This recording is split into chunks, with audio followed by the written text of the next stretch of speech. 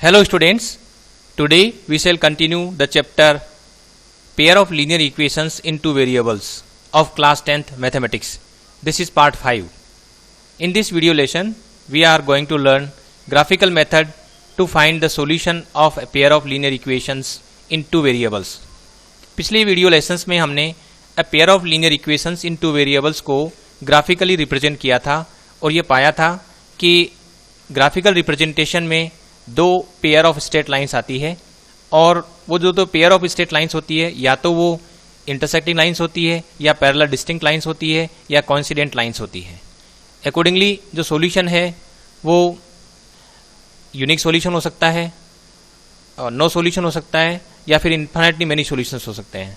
तो जहाँ पर भी कॉमन पॉइंट ऑफ इंटरसेक्शन आता है दो लाइंस का, वो जो कॉमन पॉइंट ऑफ इंटरसेक्शन है that represents solution of the pair of linear equations.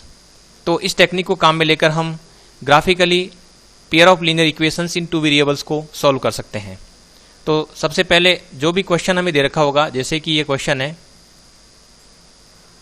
Find the solution of the pair of equations x minus y plus 1 is equal to 0 and 3x plus 2y minus 12 is equal to 0 using graphical method. तो ये जो question है इसमें हम जो दो equations दे रखी है उनके कॉरस्पॉन्डिंग हम स्ट्रेट लाइंस ड्रॉ करेंगे और फिर जो कॉमन पॉइंट ऑफ इंटरसेक्शन है वो सॉल्यूशन को रिप्रेजेंट करेगा।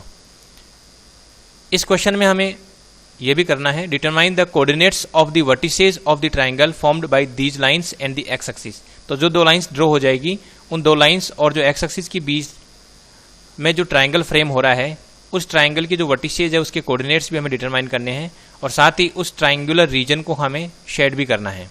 तो ये क्वेश्चन है और इस क्वेश्चन को सॉल्व करने के लिए हम इन दोनों इक्वेशंस के कुछ सॉल्यूशन ऑब्टेन करेंगे और उन सॉल्यूशन के कॉरस्पॉन्डिंग जो पॉइंट्स होंगे उन्हें हम ग्राफिकली प्लॉट करेंगे।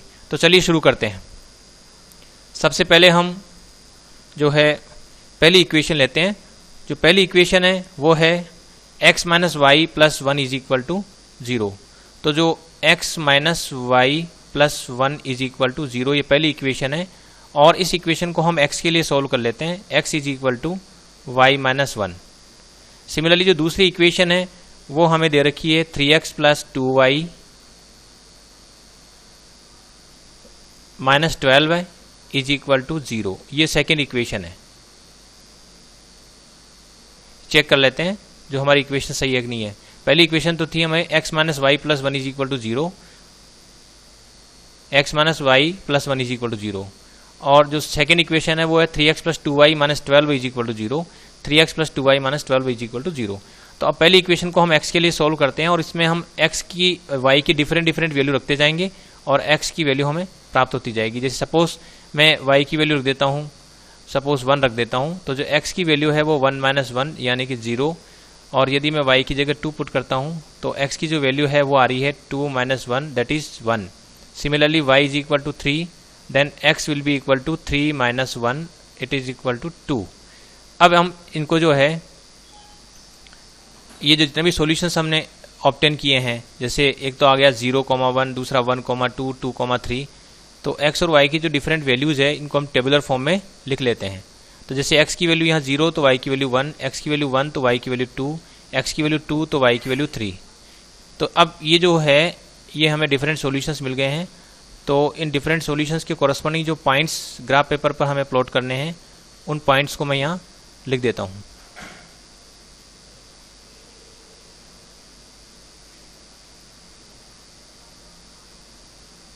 जीरो कॉमा 1 और फिर आ रहा है जब यह रखा x की वैल्यू 2 रखी,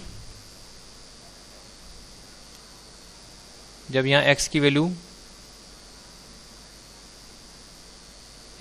1 ली तो y की वैल्यू यहाँ पर आएगी 2। सिमिलरली जब x की वैल्यू 2 थी तो y की वैल्यू आएगी 1। तो यहाँ x की वैल्यू रखी हमने 1 तो y की वैल्यू 2, x की वैल्यू 2 तो y की वैल्यू 3। तो कॉरस्पॉन्डिंगली जो पॉइंट है वो हमें मिल गए ये 1, 2 और तीसरा पॉइंट है 2,3। इसी तरह जो सेकंड इक्वेशन है उसको भी हम सॉल्व कर लेते हैं। तो सेकंड इक्वेशन है हमारे पास ये, तो इसको x के लिए सॉल्व किया था, x की value in terms of y। Similarly इसको y के लिए सॉल्व कर लेते हैं। तो 2y इज इक्वल टू यहाँ हो गया 12 माइनस 3x और फिर y इज इक्वल टू हो गया 12 माइनस 3x डिवाइडेड बाई 2। अब हम इसमें x की डिफरेंट वैल्यू रखते जाते हैं और y की वैल्यू आती जाएगी। सपोज मैं x की वैल्यू 4 रख देता हूँ तो y की वैल्यू हमें मिलेगी 12 minus 12 divided by 2 that is equal to 0। Similarly when x की वैल्यू रख देते हैं, सपोज हम x की वैल्यू 0 रख देते हैं तो जो y की वैल्यू है वो आ रही है 12 minus 0 divided by 2 that is 6। Similarly जो x की वैल्यू हम और कुछ भी रख सकते हैं, जैसे सपोज मैं x की वैल्यू 2 रख देता हूँ तो y की वैल्यू आ रही है 12 माइनस, यहाँ 2 रखेंगे, 2 3 जा 6 डिवाइडेड बाई 2, तो 12 माइनस 6 6 बाई 2 यानी 3। तो ये डिफरेंट वैल्यूज आ रही है। इन डिफरेंट वैल्यूज को यदि हम टेबुलर फॉर्म में अरेंज करें तो हमारे पास ये सिचुएशन आ रही है। x की वैल्यू 2 रख रहे हैं, x की वैल्यू 4 रखी तो y की वैल्यू आ रही है 0। सिमिलरली जब x की वैल्यू 0 तो y की वैल्यू आ रही है 6, x की वैल्यू 2 तो y की वैल्यू आ रही है 3। तो ये हमें डिफरेंट सॉल्यूशंस इस इक्वेशंस के प्राप्त हो रहे हैं और इसके बेसिस पर जो है हम वो कोऑर्डिनेट्स लिख सकते हैं जो इन सॉल्यूशंस को रिप्रेजेंट करेंगे। वो पॉइंट्स लिख सकते हैं, जैसे 4,0 है, दूसरा 0,6 है, तीसरा 2,3 है। तो ये 4,0, 0,6 और 2,3, इधर है 0,1, 1,2 और 2,3। इन पॉइंट्स को हम नोट कर लेते हैं क्योंकि अब हम ग्राफिकल इंटरफेस पर जो है इन पॉइंट्स को हम ड्रॉ करेंगे। 0,1, 1,2, 2,3, this is corresponding to equation 1 और जो सेकंड है वो है 4,0, 0,6 और 2,3। ये जो पॉइंट्स है इनको हम ग्राफ पेपर पर ड्रॉ करेंगे और हम यहाँ जियोजेब्रा इंटरफेस को काम में लेंगे। तो ये इसके कॉरस्पॉन्डिंग जो लाइन होगी उसको हम बोलेंगे लाइन 1 और इनके कॉरस्पॉन्डिंग जो लाइन बनेगी उसको बोलेंगे लाइन 2। तो लाइन 2 विल रिप्रेजेंट इक्वेशन 2 और लाइन 1 विल रिप्रेजेंट इक्वेशन 1। तो ये लाइन 2 को रिप्रेजेंट करेगी। तो अब हम जियोजेब्रा इंटरफेस की तरफ चलते हैं जहां हम इन दोनों लाइंस को ड्रॉ करेंगे। इन सभी पॉइंट्स की मदद से लाइंस को ड्रॉ करेंगे। तो ये जियोजेब्रा इंटरफेस है और इसमें हम जो है डिफरेंट पॉइंट्स जो है वो यहाँ प्लॉट करते हैं। तो देखिए सबसे पहला जो पॉइंट है वो है हमें 0,1। तो 0,1 is a point here, this point is 0,1। Now second point is 1,2, 1,2, this is second point 1,2. Now third point is 2,3, so third point 2,3, this is third point 2,3. If we join all the 3 points 0,1, 1,2, 2,3 which is corresponding to equation 1, if we join all the 3 points definitely we will get a line passing through the 3 points. तो हम एक इन सबको join करते हुए एक line draw कर लेते हैं। This is the line corresponding to equation 1 और इस जो लाइन की इक्वेशंस को भी हम लिख लेते हैं। जो लाइन थी उसकी इक्वेशन हम लिख लेते हैं, वो थी x minus y plus 1 is equal to 0। तो ये लाइन की इक्वेशंस में यहाँ लिख देता हूँ, this is x minus y plus 1 is equal to 0. This is line 1. Now we will draw line corresponding to second equation. Second equation is having some points as a solution 4,0. So 4,0, this is a point, this point is 4, this point is 4,0. Another point is 0,6. So 0,6, 0,6. This is a point 0,6. Third point is 2,3. 2,3 is already here.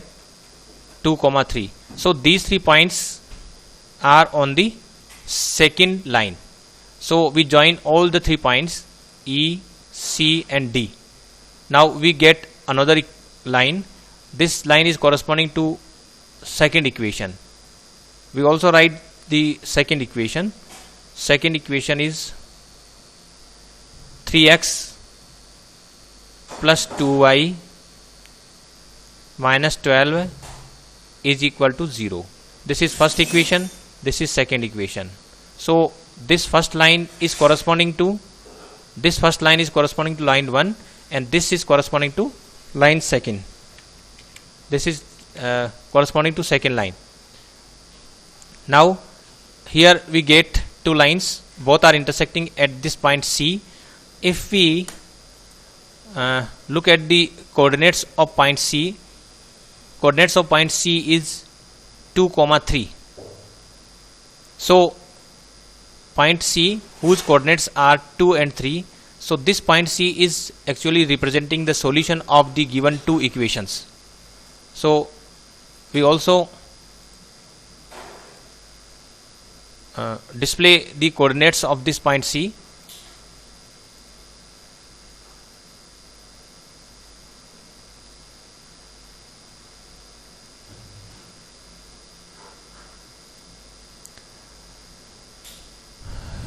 So point C, this point C whose coordinates are 2 and 3. So this point C is actually representing the solution. So we can write the solution. X is equal to 2 because x coordinate is 2 and y coordinate is 3. So x is equal to 2 and y is equal to 3. This point C is the common point of intersection. So x is equal to 2 and y is equal to 3 is the solution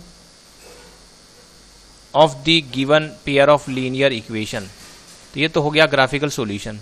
second question ये था कि ये दोनों lines और x axis, ये x axis है, this line is x axis. So x axis और ये जो लाइंस है ये एक दूसरे को जहाँ इंटरसेक्ट कर, इनके बीच में जो ट्राइंगल फ्रेम हो रहा है C D and this point, तो इस पॉइंट को हम लोकेट कर लेते हैं. This point is -1, 0. तो I can locate this point.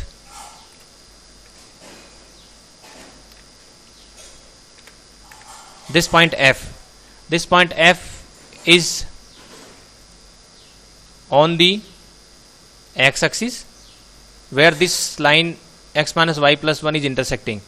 So triangle is framed here, and triangle, we can write the triangle.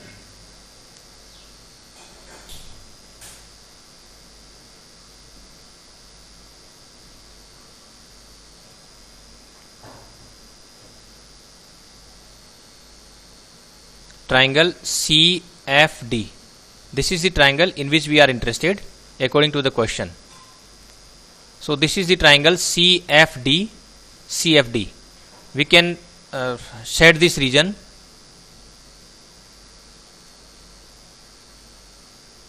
This is the triangle.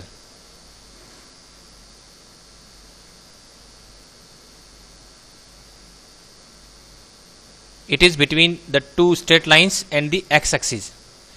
Now another question is the determination of coordinates of the vertices of this triangle, and the vertices are C, F and D. तो जो C point है उसके जो coordinate है वो तो C2 और 3 है. सिमिलरली जो F पॉइंट है, इस F पॉइंट के जो कोऑर्डिनेट्स है उनको भी हम यहाँ डिस्प्ले कर लेते हैं.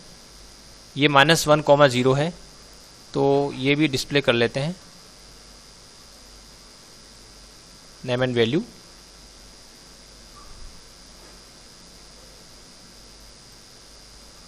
एंड जो डी पॉइंट है उसके कोऑर्डिनेट्स भी हम जो है डिस्प्ले कर लेते हैं. Name and value. So the 3 points, 3 vertices are C, this point C, and F and D. तो ये जो ट्राइंगल फ्रेम हो रहा है उस ट्राइंगल के जो वर्टिसेज है उनके कोऑर्डिनेट्स 3 वर्टिसेज हैं. एक तो C, F और D. इनके कोऑर्डिनेट्स है 2, 3, -1, 0 और 4, 0. तो जो क्वेश्चन पूछा है वो तो हमने सॉल्व कर लिया है. इसके बाद अब हम जो है ये जो ट्राइंगल CFD है, एक एक्स्ट्रा कुछ और करते हैं. ये जो ट्राइंगल CFD है, इस ट्राइंगल CFD का एरिया कितना है यदि हमसे ये पूछा जाए तो हम कैसे फाइंड आउट करेंगे. तो इसका हम एरिया भी फाइंड आउट कर लेते हैं. हालांकि ये क्वेश्चन में पूछा नहीं है, लेकिन फिर भी हम जो है इसका एरिया हम फाइंड आउट कर लेते हैं.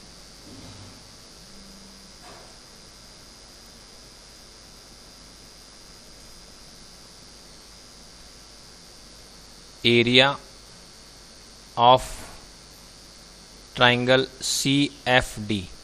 इस CFD ट्राइंगल का एरिया हम फाइंड आउट करते हैं। और जो CFD ट्राइंगल का जो एरिया है वो हम कैसे फाइंड आउट करेंगे, यहाँ देखिए, सबसे पहले ये जो ट्राइंगल का एरिया होता है वो होता है हाफ बेस इंटू हाइट। तो इसमें जो बेस है वो तो FD हो जाएगा और जो हाइट है वो यहाँ C से परपेंडिकुलर ड्रॉ करना पड़ेगा इस FD साइड पर।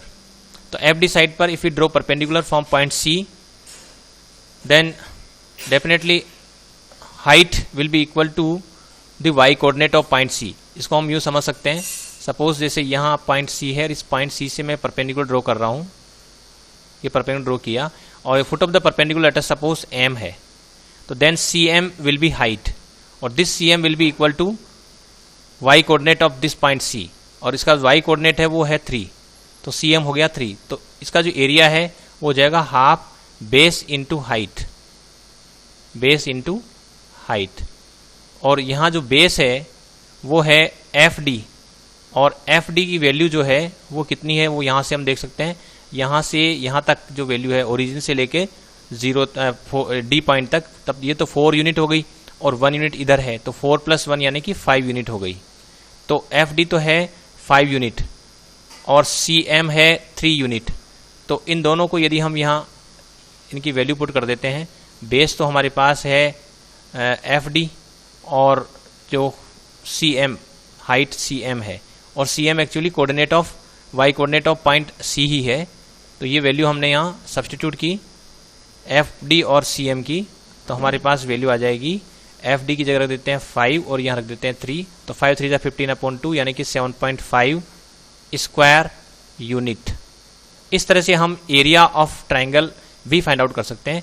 मान लीजिए इस क्वेश्चन में जो है एरिया CFD का ना पूछ करके इधर जो ट्राइंगल फ्रेम हो रहा है, ये दो जो लाइन्स है corresponding to the equations x - y + 1 = 0, 3x + 2y - 12 = 0, इन दोनों के corresponding जो लाइन्स और जो y एक्सिस है, यदि उनके बीच का एरिया पूछा जाता है, मान लीजिए हमें ये एरिया पूछा जाता है, ये वाला जो एरिया है, ये वाला एरिया हमें पूछा जाता है, दिस वन, तो दिस इज द ट्राइंगल, और इसका एरिया अगर पूछा जाता है तो हमें जो है हम कैसे फाइंड आउट करेंगे, this area is in between y axis and the two lines.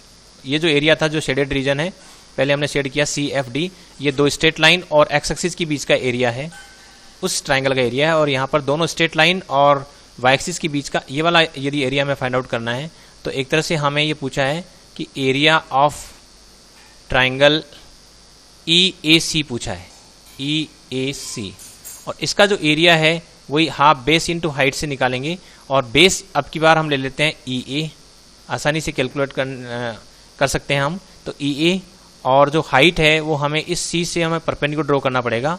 तो ये परपेंडिकुलर मैंने यहाँ ड्रॉ किया, सपोज ये परपेंडिकुलर ड्रॉ किया और ये पॉइंट N पर गिरता है, तो ये N is the foot of the perpendicular if you draw perpendicular from point C on EA। तो ये जो CN है, this will be height, half base तो हो गया EA और हाइट ले ली हमने CN, any one side can be taken as the base. तो अब की बार मैंने इस ट्राइंगल EAC का एरिया फाइंड आउट करने के लिए EA को बेस लिया है और CN जो है वो हाइट हो गई।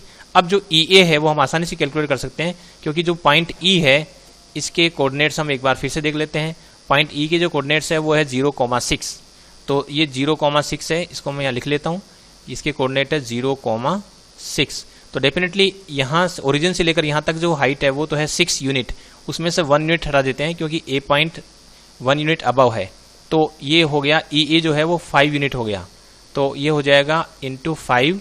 और जो CN है, CN is the same as OM, but OM is the x coordinate of point C, तो इसका x कोऑर्डिनेट 2 है, तो C पॉइंट तक पहुंचने के लिए हमें ओरिजिन से चलें तो पहले यूं चलेंगे, x एक्सिस के पैरेलल तो 2 यूनिट चलेंगे और फिर y एक्सिस के पैरेलल 3 यूनिट चलेंगे, तो पॉइंट C तक पहुंचेंगे, क्योंकि इसके जो कोऑर्डिनेट्स हैं उनका मीनिंग ये होता है। तो यहाँ पर जो coordinate x coordinate of point C is 2, so OM must be equal to 2, but OM is equal to NC, so we can write CN equal to 2, तो यहाँ रख देते हैं 2, तो यहाँ ये कैंसिल आउट हो रहा है और ये आ रहा है 5 स्क्वायर यूनिट। तो इस तरह से यदि हमें जो ट्राइंगल फ्रेम हो रहा है x एक्सिस और दोनों लाइंस के बीच का, या y एक्सिस और दोनों लाइंस के बीच का, तो उस ट्राइंगल का एरिया भी हम इस तरह से फाइंड आउट कर सकते हैं। तो जो भी हमें पेयर ऑफ इक्वेशंस दे रखी है, सबसे पहले हम उन्हें ग्राफिकली जब रिप्रेजेंट करेंगे तो they will be represented by two straight lines and where they intersect that common point of intersection will represent the solution of the pair of linear equations. तो इस तरह से हम ग्राफिकल मेथड से pair of linear equations को solve कर सकते हैं। Thanks for watching this video.